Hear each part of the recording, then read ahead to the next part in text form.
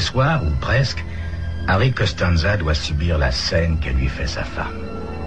Tu n'es jamais là quand j'ai besoin de toi. Écoute, Johnny, soupire-t-il. Je te l'ai répété 1 million de fois. Je suis policier. Ça veut dire que mon travail ne s'arrête pas toujours à 6 heures du soir.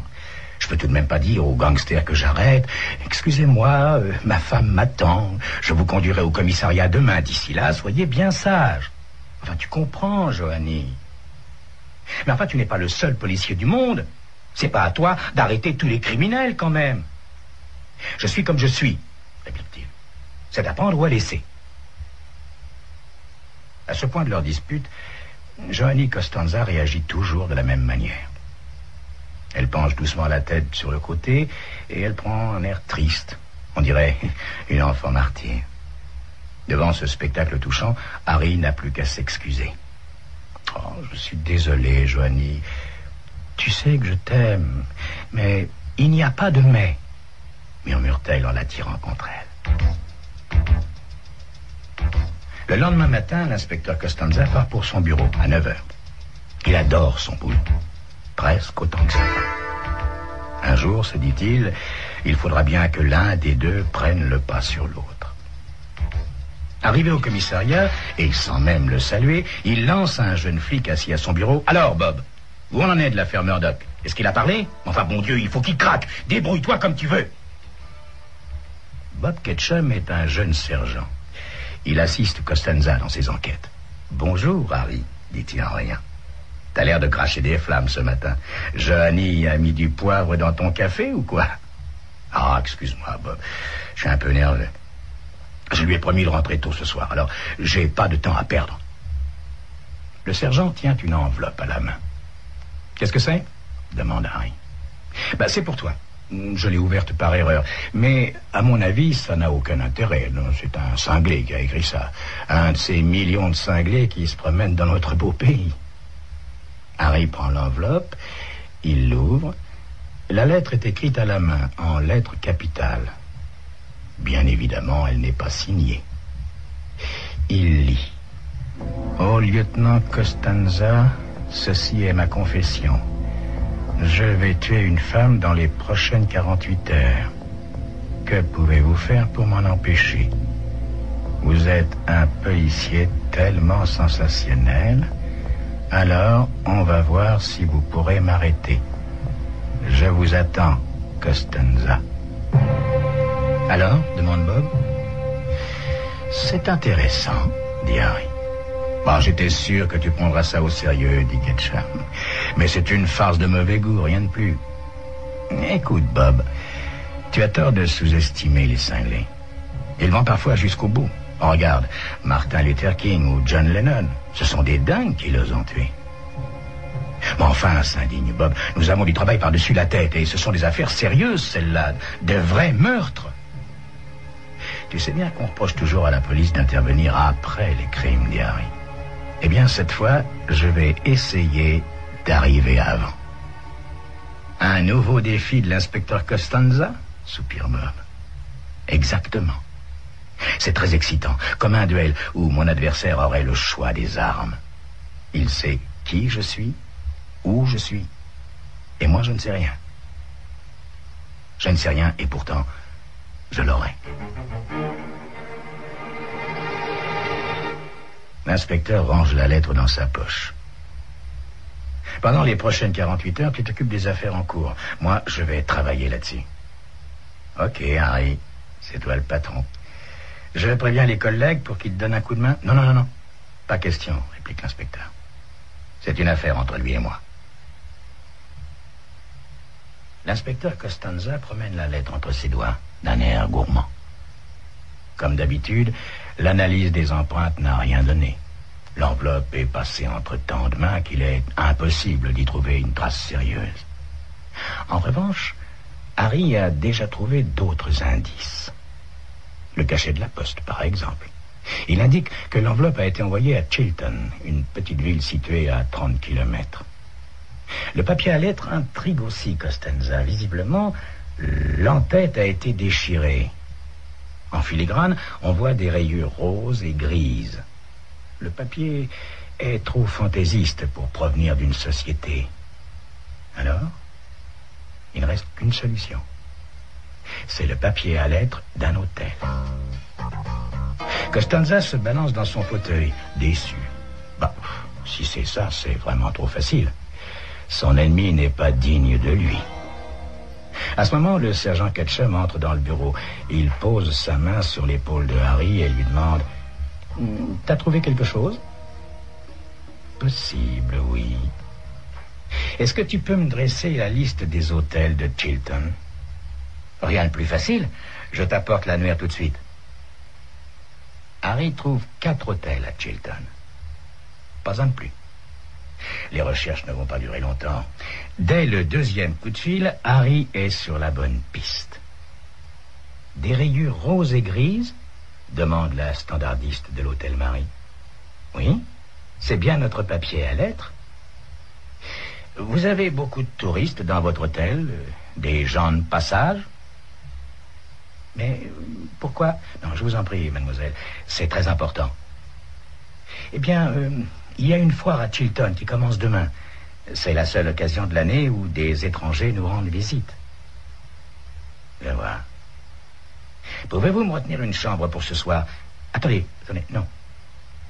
Le détraqué pourrait consulter le registre, se dit-il. Non, ne retenez rien, mademoiselle. Je verrai en arrivant s'il y a de la place. Il raccroche en soupirant. Bob, laisse-moi un instant, s'il te plaît. J'ai un autre coup de fil à passer. Une affaire qui sera autrement plus difficile à régler. Bob sort. Harry compose son numéro. Allô, Johnny. Écoute, ma chérie, j'ai une tuile. Une enquête imprévue. Je ne pourrai pas rentrer ce soir. À son grand étonnement, sa femme ne semble pas s'en inquiéter. « Ce n'est pas grave, mon chéri, répond-elle. Tu penses rentrer quand ? Dans 2 jours. Tant pis. Je t'attendrai. Prends bien soin de toi, mon chéri. Elle raccroche. Costanza regarde le combiné avec amertume. Maintenant, se dit-il, ça lui est complètement égal. Je préférais encore quand elle me faisait des scènes. Laissons l'inspecteur Costanza à ses pensées. L'inspecteur Costanza a reçu une étrange lettre anonyme. Dans moins de 48 heures, déclare l'inconnu, je tuerai une femme. Une course contre la montre s'engage. Costanza découvre bientôt que le papier à lettres vient de l'hôtel Marie à Chilton. Il se lance sur cette piste. Harry attend dans le train qui doit le mener à Chilton. Il songe à Johanny. Malgré son air indifférent, elle doit sûrement être furieuse. En pensant à l'inconnu qui lui gâche sa soirée, Harry a des idées de meurtre. Tu vas payer cher ta petite plaisanterie, se dit-il. Il sort de sa poche la lettre anonyme. Pourquoi est-elle écrite en lettres majuscules ? Sans doute pour que Harry ne reconnaisse pas l'écriture. Donc, Harry connaît ce type, à moins qu'il soit vraiment cinglé. Costanza en a déjà arrêté des dizaines de ce genre. Ils prennent des précautions complètement absurdes et en même temps, ils font des erreurs de débutants. Au bout du quai, le chef de gare lance un long coup de sifflet. Le train va bientôt partir. Harry s'enfonce dans son siège et ferme les paupières. Mais soudain, une idée lui traverse l'esprit. Il tire une nouvelle fois la lettre anonyme de sa poche. Tout ça est trop gros, se dit-il. Trop évident. En 5 minutes et sans le moindre effort, j'ai découvert où était ce malade. Et d'abord, pourquoi m'a-t-il écrit sur du papier d'hôtel ? C'est vraiment stupide. À moins qu'il ait voulu m'éloigner en me lançant sur une fausse piste. Harry se dresse tout à coup. Il saisit sa valise, puis il traverse le couloir du wagon. Il ouvre la porte. Il doit faire vite, vite. Le train commence déjà à prendre de la vitesse. Il jette sa valise sur le quai. Ensuite, il saute à son tour. Déséquilibré, il roule sur le sol de la gare, mais se relève sans dommage. C'est peut-être ici que le crime va avoir lieu, se dit-il, en sautant dans un taxi. Au commissariat de police, vite! Harry entre bientôt dans les locaux. À part les 2 flics de garde, il ne semble plus y avoir personne. Bizarre. Ketchum devait rester tard pour régler quelques affaires. Harry s'approche des 2 policiers. Dites, savez-vous où est passé le sergent Ketchum? Les 2 policiers se regardent d'un air dubitatif. Enfin, l'un d'entre eux se souvient. Juste après votre départ, il a reçu un coup de fil. Il a pris son manteau et il est parti tout de suite. Savez-vous qui l'a appelé? Ben non. La personne n'a pas voulu s'annoncer. Un collègue a demandé à Ketchum où il allait, mais le sergent lui a répondu qu'il ne pouvait pas le dire. Bon Dieu, se dit Costanza. C'est le détraqué. Il lui a tendu un piège. Comment vais-je pouvoir le retrouver? Il entre dans son bureau, il allume sa radio et lance un appel sur la fréquence de la voiture de Ketchum. Bob, c'est moi, Harry. Si tu m'entends, pour l'amour du ciel, réponds-moi. Reviens tout de suite. Je me suis fait avoir. L'assassin n'était pas à Chilton. Il est ici. Et tu vas à sa rencontre. Réponds-moi, Bob. Je t'en prie, réponds-moi. Pas de réponse. Harry s'effondre dans son fauteuil désemparé. Oh, s'il arrive quelque chose à Bob, se dit-il, j'étranglerai ce salaud de mes propres mains. L'inspecteur a envie d'appeler sa femme. Peut-être pourra-t-elle le rassurer. Souvent, il a envie de lui parler de ses soucis pour prendre conseil auprès d'elle. Mais il renonce. Joanie a 20 ans de moins que lui. Elle se moque bien de son travail et des risques que court le malheureux Bob. Tout ce qu'elle veut, c'est s'amuser. Harry sent naître en lui une haine sourde envers sa femme. C'est un petit animal égoïste d'une insouciance effrayante. Quand il rentre trop tard, elle lui fait une scène, mais pas une seconde. Elle n'imaginerait qu'il a pu lui arriver quelque chose. Elle n'a jamais peur pour lui, jamais. Ses pensées entraînent Harry si loin qu'il se dit: il faut en finir avec Joanie. Il faut nous séparer. Elle est jeune, merveilleusement belle, mais décidément, nous n'avons rien en commun. Bon, ce n'est pas le moment de penser à ça. Harry se relève et lance un appel à toutes les patrouilles. Si vous voyez la voiture de Bob Ketchum, je répète, Bob Ketchum, arrêtez-le immédiatement. Harry repose le micro. Au ton de ma voix, songe-t-il, les flics vont croire que j'en ai après lui. Enfin, l'important, c'est qu'ils arrivent à mettre la main sur Bob. On s'expliquera après. Costanza se lève. Il va dans le bureau de Ketchum, on ne sait jamais. Peut-être a-t-il laissé une trace qui permettrait de se lancer à sa poursuite. Harry fouille dans les papiers qui traînent sur la table. Rien d'intéressant. Bob est un vrai pro. Quand il ne veut pas qu'on sache où il est, c'est impossible à découvrir. Mais pourquoi tant de cachotterie? Il aurait pu prévenir ses collègues. Soudain, Harry se souvient. C'est lui-même qui a demandé à Bob de ne pas parler de cette affaire. Puisque le détraqué le provoquait personnellement, il voulait que ça reste entre eux. Maintenant, Bob est en danger de mort à cause de son satané orgueil. Harry est paralysé par le remords. Tout à coup, un papier attire son attention. Puis il pose à nouveau ses yeux sur le bureau de Bob. C'est pas vrai, se dit-il. C'est une histoire de fou. Puis ses traits se figent en un rictus haineux. Il se lève et sort en trombe. Tandis qu'il fonce sur la route, les idées se bousculent dans sa tête. Bob, j'espère que je me trompe, se répète-t-il machinalement. Il freine brutalement devant sa maison. Il tire la clé de sa poche et l'introduit dans la serrure d'une main tremblante. Puis il pousse la porte violemment. Il ne s'est pas trompé. Sa femme et Bob sont enlacés sur le divan. Il le regarde sans rien dire, avec une terreur sourde. Harry s'approche d'eux. Il est blême. Bob,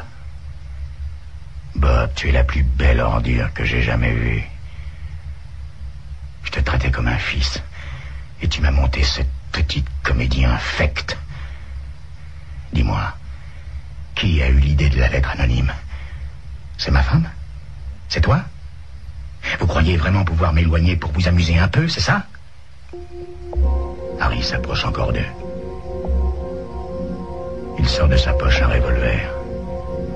En le voyant, Joanie pousse un cri d'angoisse et se serre contre Bob. Mais celui-ci la repousse violemment et se lève. « Écoute-moi, Harry, écoute-moi, dit-il. C'est elle qui a tout imaginé. Elle m'a ensorcelé. Elle me disait qu'il n'y avait rien de mal à t'éloigner pour 2 jours. Elle disait que c'était comme une petite farce. Ne me tue pas, Harry, ne me tue pas. » Bob s'effondre en larmes aux pieds de Harry. « Non.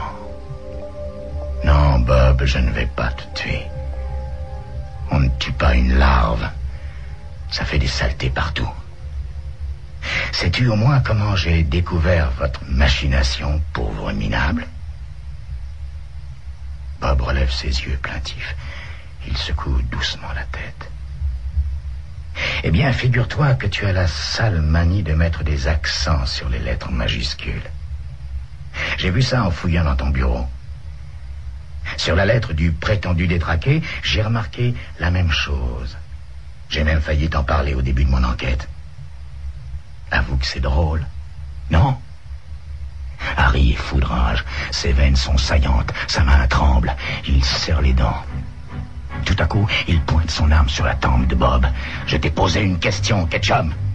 Je t'ai demandé si tu trouvais ça drôle, toi aussi. Et j'aime qu'on réponde quand je pose une question. » Bob est sur le point de s'évanouir. Son visage est agité de tics. D'une voix mourante, il dit « Oui, oui, Harry, c'est très drôle. » Harry relève son revolver. Puis il se dirige vers sa femme. Celle-ci le regarde d'un air résigné. « Bravo, Joanie. Tu as vraiment trouvé un amant exceptionnel. Un type courageux, solide. Et puis, il t'aime à la folie. Visiblement, il se ferait tuer pour te protéger. Pas la peine de m'humilier, Harry. Finissons-en. Tu as raison, ma chérie. Cet après-midi, j'ai songé à demander le divorce. Ça aussi, c'est drôle. Tu ne trouves pas ? Eh bien maintenant, je n'ai plus du tout envie de divorcer. Ça demande du temps, des efforts. Je connais une solution beaucoup plus rapide. Harry nettoie méticuleusement son arme pour enlever toutes les empreintes. Puis il enveloppe la crosse du revolver dans son mouchoir. Élève lentement l'arme vers Joanie. « Non !» crie-t-elle. « Non !»« Si, ma chérie. » Une détonation épouvantable emplit la pièce. Harry lâche son revolver. Ses épaules se voûtent. Il se prend la tête entre les mains. Tout à coup, Bob s'empare de l'arme. Les mains en l'air, Harry. Tu vas payer pour ce que tu viens de faire. Et il tire. Il tire. Mais il n'y a plus la moindre balle. Tu es vraiment trop stupide, mon pauvre Bob. Tu viens de coller tes empreintes sur ce revolver. Maintenant, tu es fichu. Pour toi, ce sera la chaise électrique. « Non !» crie Bob. « Je leur expliquerai. Et d'ailleurs, c'est ton arme. Ils me croiront. Quelle raison avais-je de tuer ta femme? Tout le monde sait que vous vous disputiez souvent. » « Ok, » murmure Harry.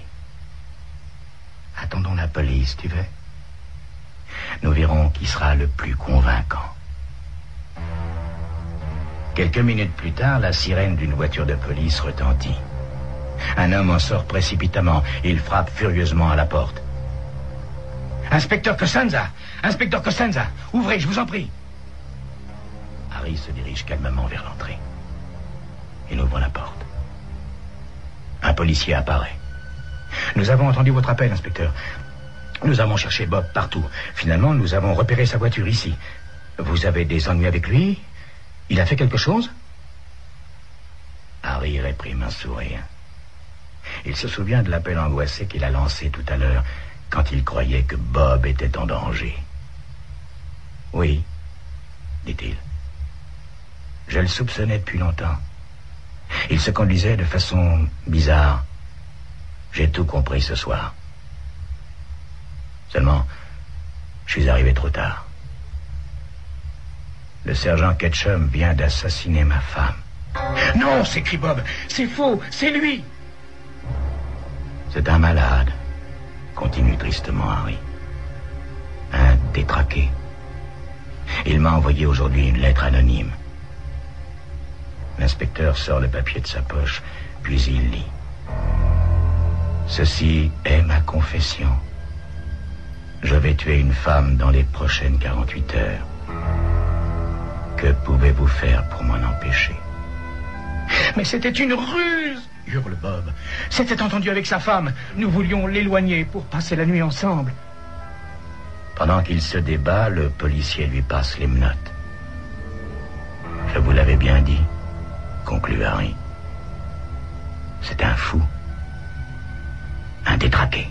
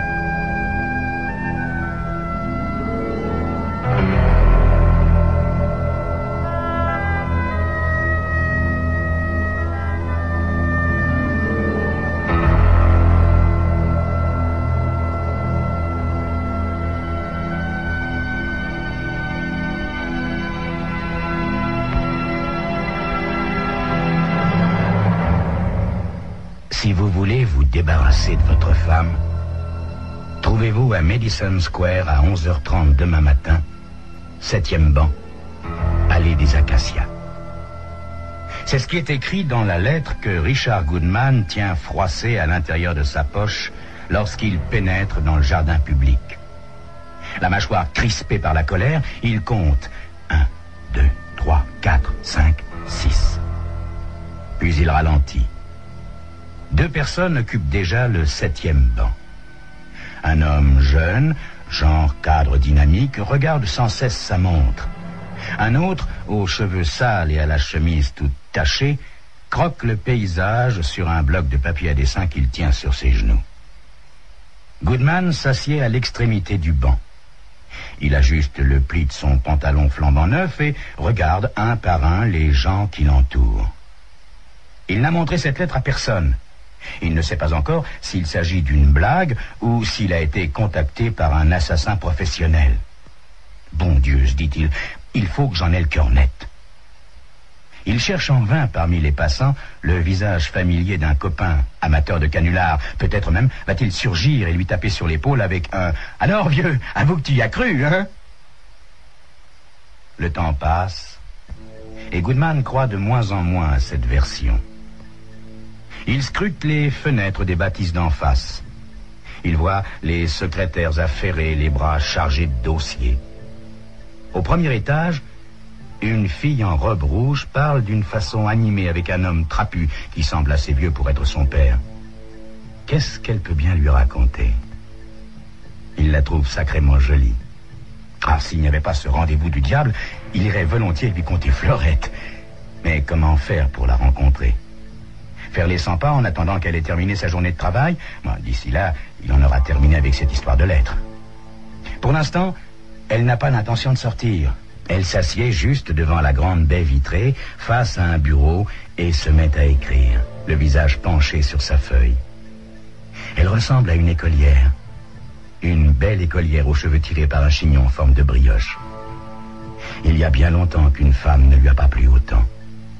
Elle a cette aisance voluptueuse et cette manière de parler avec les mains qu'ont toutes les Italiennes. C'est bien ça. Lorsqu'elle s'est mise à parler avec cet homme, elle lui a fait terriblement penser à Giulietta, son amour de 20 ans. Le regard de Richard Goodman se porte à nouveau sur les bancs voisins. Une vieille femme vient de s'installer avec son cabas qu'elle fouille et refouille. Va-t-elle en sortir des aiguilles à tricoter, un livre, des miettes pour les pigeons? Ça lui semble interminable. Soudain, le jeune cadre bondit joyeusement du banc pour enlacer une dactylo au chemisier bleu. Goodman regarde sa montre et lance un juron. Il est là depuis une demi-heure. Il amorce un mouvement pour se lever lorsqu'il entend « Ne partez pas, Goodman ». C'est l'artiste qui a parlé. Goodman avait presque oublié sa présence.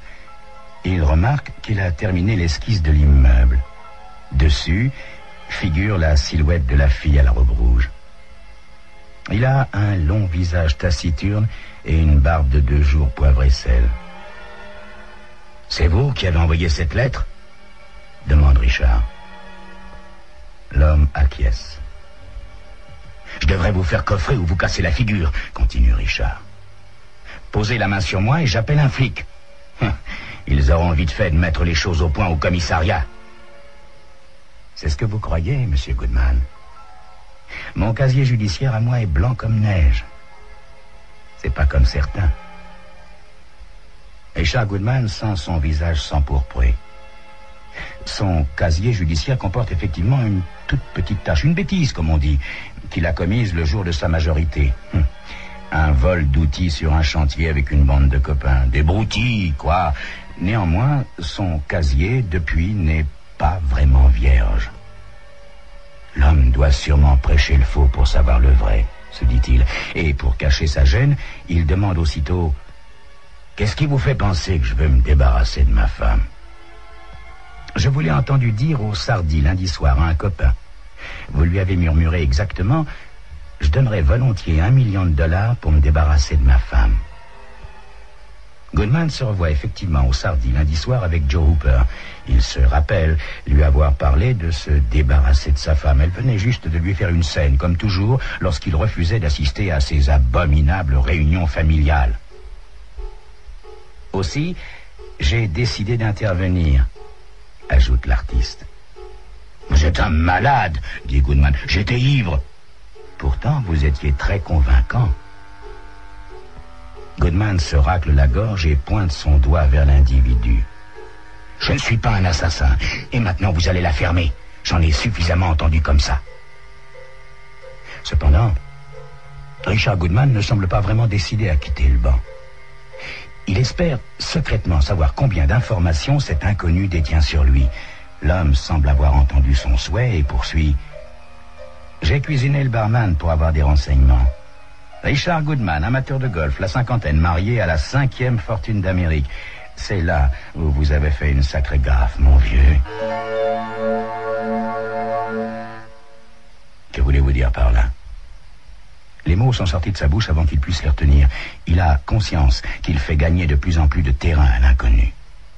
Mais oui, vous auriez pu choisir une fille de nouveau riche. Ah, mais non, vous vous êtes collé à une famille qui a de l'argent depuis 3 ou 4 générations, à la mentalité bourgeoise, le genre bonnes œuvres.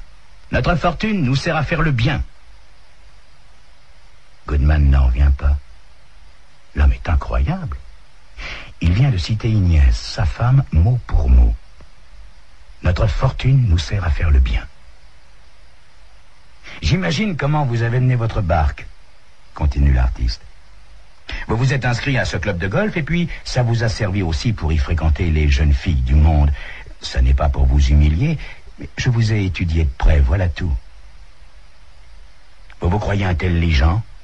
Dit Goodman en regardant attentivement les vêtements sales et bon marché du peintre. Un pouilleux, voilà ce que vous êtes. Vous avez gaffé en épousant cette Inès, poursuit l'homme sans se démonter. Avant que vous l'ayez compris, elle vous tenait en vous faisant siéger au conseil d'administration des œuvres de charité de sa famille. L'homme sourit à Goodman et ajoute en le regardant avec insistance « Je vous plains. Ce sont ces œuvres philanthropiques qui doivent vous taper le plus sur le système. Tous ces millions qui fichent le camp alors que vous travaillez pour gagner votre vie. » Puis, hochant la tête pensivement, il précise « cliniques pour chiens, foyers pour filles-mères, hôpitaux pour malentendants, et j'en passe. Richard Goodman a soudain envie de porter ses mains à ses oreilles et de crier « Stop !» L'énumération que fait le peintre lui porte le coup de grâce. Inès, ce matin même, n'a-t-elle pas envoyé un chèque de $100,000 à l'hôpital Harris des sourds-muets, c'est-à-dire le double de cette voiture qu'il rêve de s'acheter depuis des années et qu'elle lui refuse sans cesse. Pourtant, il réussit quand même à dire « Ce sont des causes très valables, mais ça vous passe complètement au-dessus de la tête, bien sûr. » L'artiste sourit d'une façon ironique et le regarde dans les yeux. Goodman ne peut plus soutenir son regard et tourne la tête vers la vieille dame au cabas et s'aperçoit qu'elle n'a toujours pas trouvé ce qu'elle cherche depuis tout à l'heure. Elle doit être complètement folle, se dit-il. Tout semble basculer pour lui. Il se sent oppressé et n'a plus la sensation d'être en face d'un étranger, mais à côté du double de lui-même. Aujourd'hui, Richard Goodman avait rendez-vous avec lui-même. Sinon, comment cet homme pouvait-il détenir une connaissance aussi intime sur lui? Et puis, il y a cette femme en face, qui ne lui semble pas totalement étrangère non plus.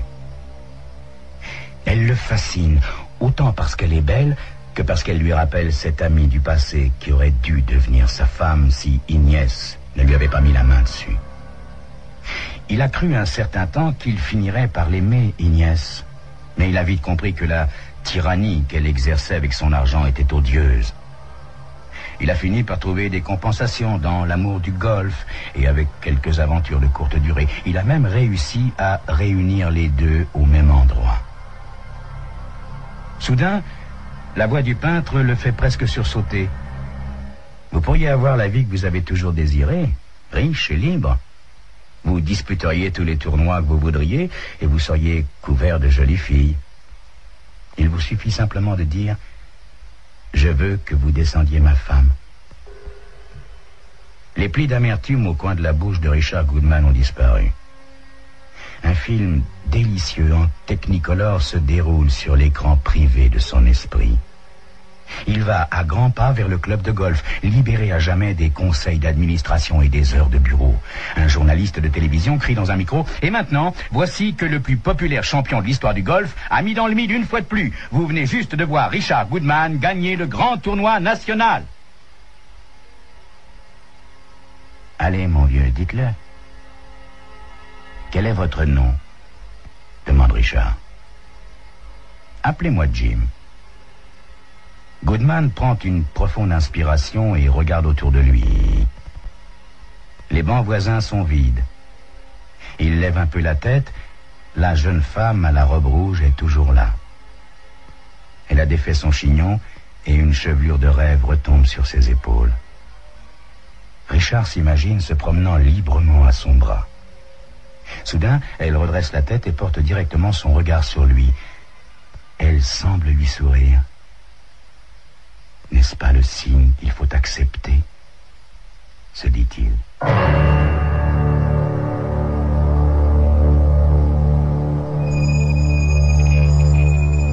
Tout bascule pour Richard Goodman. Le regard de la belle inconnue en robe rouge va-t-il faire de lui un meurtrier? Ou va-t-il se reprendre? Patience.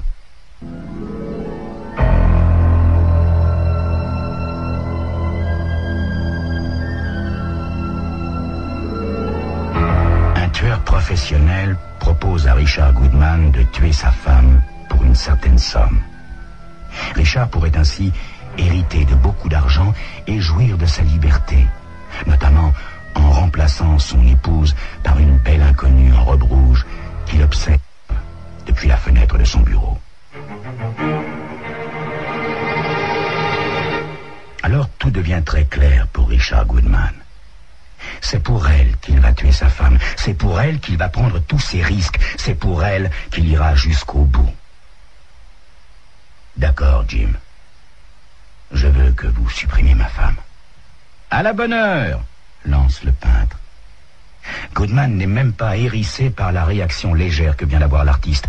Son regard a croisé celui de la jeune femme à la robe rouge et il s'est tout simplement absenté. Elle se balance sur son siège avec nonchalance. Enfin, il tourne la tête vers lui et, la gorge un peu sèche, il lui demande « Comment savoir si je peux vous faire confiance ?»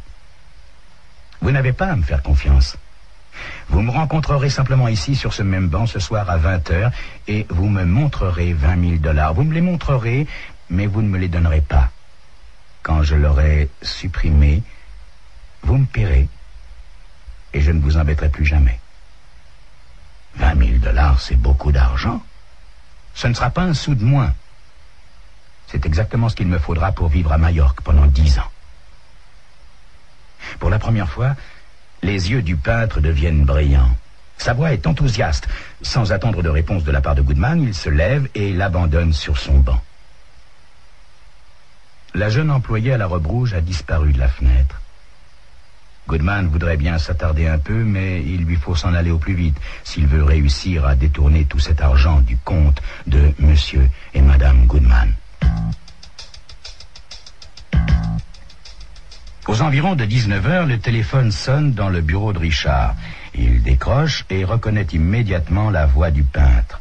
« Dites, mon vieux, je peux pas sortir par ce temps, j'ai pas encore d'imperméable. »« Ça vaut mieux, » dit Goodman. « Ça vaut mieux parce que je n'ai pas rassemblé toute la somme. »« Demain soir ?»« Non, ça me laisse pas assez de temps. Si vous me donnez le week-end, je suis sûr que je peux me la procurer. Lundi soir à 21h, même endroit. D'accord ? » Parfait, mon vieux, parfait.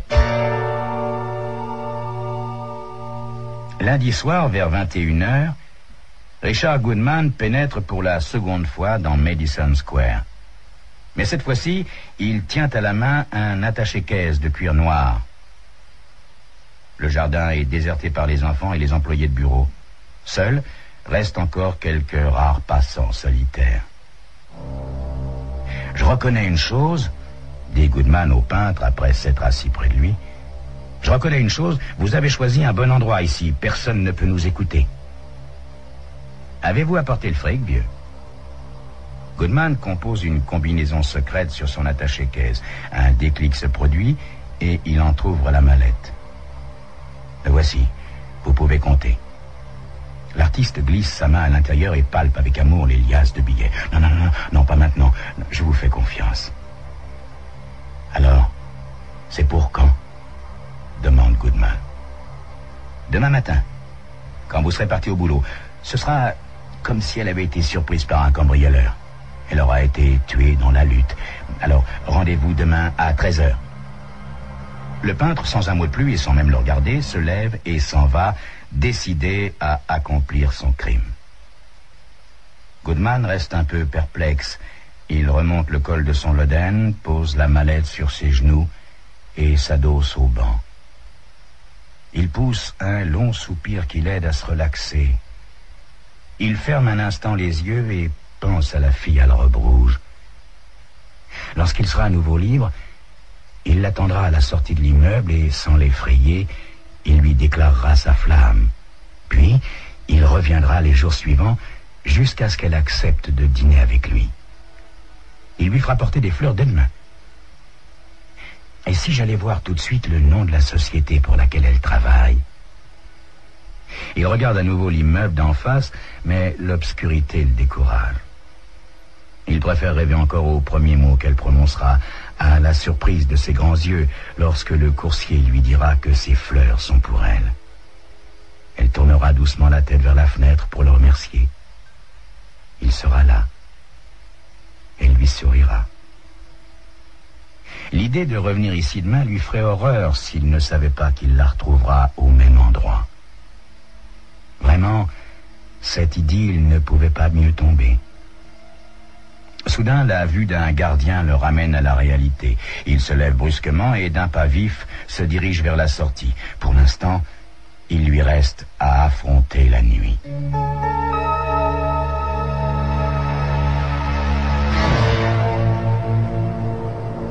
Le lendemain, Jim, le peintre, est déjà là, toujours avec son bloc de feuilles qu'il a à présent sérieusement entamé. Ses doigts sales ne se lassent pas de manier le fusain qui court habilement sur le papier. Goodman se tient debout devant lui, trop anxieux pour s'asseoir. Il veut savoir. Sa nuit a été atroce, peuplée de cauchemars. Pourtant, tout semble à sa place, comme il l'a espéré. Il prend soin de vérifier d'un bref regard que la fille à la robe rouge est bien derrière sa fenêtre. Elle a l'air toute surprise en le voyant. Ah, c'est bien la preuve qu'elle me reconnaît et que je ne lui suis pas indifférent non plus, se dit-il. Il ose esquisser un sourire. Elle disparaît. Sans doute est-elle intimidée. Le soleil est au rendez-vous et l'artiste n'a pas l'air de quelqu'un qui a raté son coup. D'ailleurs, il lui demande tout de suite si la somme se trouve bien à l'intérieur de la mallette. Richard acquiesce et ne peut s'empêcher de le questionner. Alors, en guise de réponse, le peintre tire l'attaché-caisse vers lui. Avant de le laisser en prendre possession, Richard compose le code secret et le dépose sur les genoux de Jim. Jim s'émerveille. Il est dépassé par l'émotion en découvrant les liasses bien ordonnées. Il lui faut un certain temps pour se saisir des billets, puis il se met à compter frénétiquement. « Dépêchez-vous, lui dit Goodman. « J'aurai fini de compter dans 1 minute, répond-il, et il ajoute « Fichtrement costaud, votre femme, hein? Je l'ai finalement achevé avec votre canne de golf numéro 4. » Richard Goodman n'éprouve pas le moindre remords. Il est au contraire soulagé par ce que vient lui annoncer le peintre. Pendant que ce dernier est penché sur le contenu de l'attaché-caisse, il aperçoit derrière la fenêtre la jeune femme qui est revenue dans la pièce. Elle parle avec un homme d'une 40aine d'années avec beaucoup de véhémence. Quel tempérament pour s'exprimer avec autant de gestes. Son intuition du début ne l'a sûrement pas trompée. Elle est forcément italienne. Ma belle italienne. Se laisse-t-il aller à dire à mi-voix.